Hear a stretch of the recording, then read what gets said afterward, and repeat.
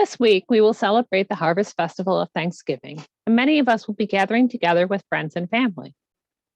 But today's readings bring to mind a relative of mine who passed away almost 10 years ago. My great uncle, my dad's, mother's, sister's husband, John Terry, or great uncle Jim, as I always knew him, was 20 years old in 1941, and he was assigned to an army base on an island that was not yet even located within one of the states of our nation. From that army base, Fort Weaver, my uncle witnessed and served in the first engagement of the United States military in World War II on December 7, 1941, when Pearl Harbor was attacked. For the rest of his life, almost 70 years, my uncle carried memories and psychological scars from that morning. And he was aghast that anyone in his family would ever contemplate, much less actually buy anything manufactured by a Japanese company. When I bought an American-made Honda Civic, he lectured me for what felt like an hour about what he saw that morning. He told me how the Japanese manufacturers were tied to the Japanese government and how most of the prominent Japanese companies still in existence today profited from the work they did supplying the Japanese war machine all those years ago. And I mean, he was not wrong. German companies today are increasingly coming to terms with their own profiting off of the German war machine and the atrocities committed. And the hands of companies and institutions in the United States are not clean either. Many have ties that go back to profiting off of the forced labor of enslaved Africans and their descendants. And even today, many of our goods are manufactured and the raw materials are grown and mined in inhumane conditions by people struggling to eke out an existence. And many are tied up in illicit and brutal warfare. But it wasn't the American companies, or even the German ones, that bothered my uncle. It was the Japanese ones, because of what he saw those nearly 80 years ago. Now, why would this come to my mind when reading today's readings? Well, John the Revelator shared with my uncle the trauma of seeing his world collapse into violence at the hands of a foreign army. You see, John's writing is strange, not just in his use of imagery, but in his use of language. While he wrote in Greek, he wrote in a Greek that deliberately sounded like Aramaic. He knew Greek well enough to use Greek idioms and Greek phrasings, but deliberately chose Aramaic phrasings. This tendency, together with specific references and stylistic choices, has led scholars to conclude that while John was writing to 7 churches in what is now Turkey, he was himself Palestinian, and writing within 10 years or so after the fall of the temple. In other words, he was there, or at least he had friends and family who were. The fall of Jerusalem and the temple for John were not simply a religiously cataclysmic event. It was a personal one.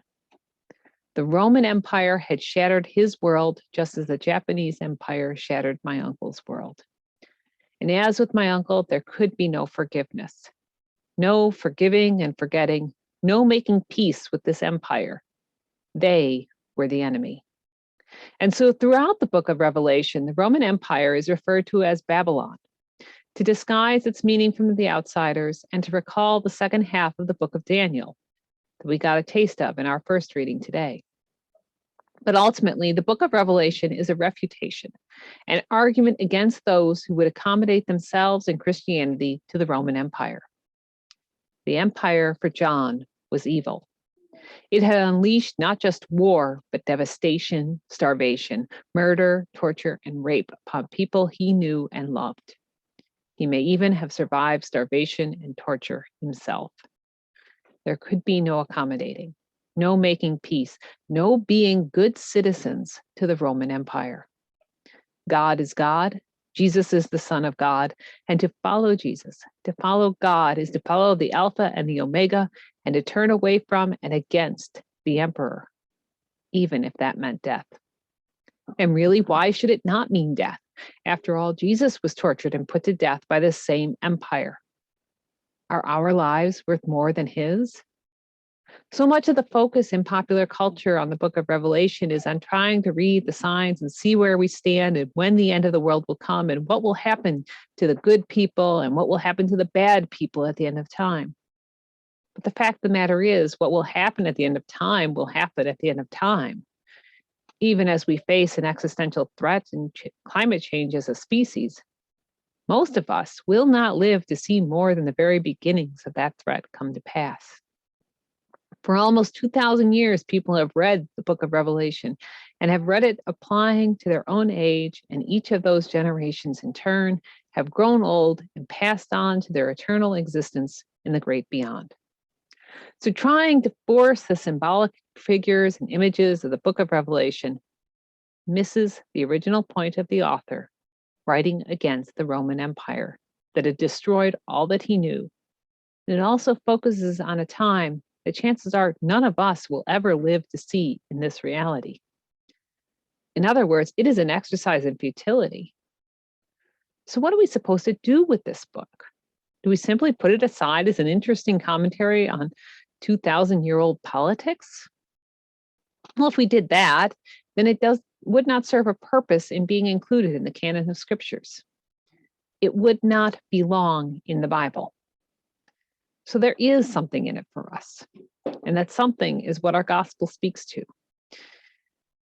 Because John the Revelator was so scarred by the events and consumed with his hatred for the empire that he was able to see in a way that those around him could not, the danger that the empire posed to Christianity.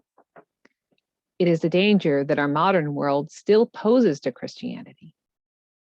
Jesus is king, but his kingdom is not of this world. When we allow ourselves and we allow the church to be compromised by this world, we cease to follow Jesus. We cease to follow Christ. We cease to truly be Christian. When we truly follow Jesus, we accept the truth that we are all neighbors. We are all family. We are all dependent upon one another, and that our lives and salvation are dependent upon each and every other person and their life and salvation. I need you. You need me. And we each need the poorest beggars dying on the streets on the other side of the world, the wealthiest people in Silicon Valley, the angriest people spitting in faces of school board members over mask mandates, and the doctors and scientists working to develop better treatments and vaccines. All of us depend upon one another, and that is the truth that Jesus came into the world to share, and that is so hard for this world to accept. It is the truth of Christ the King. Amen.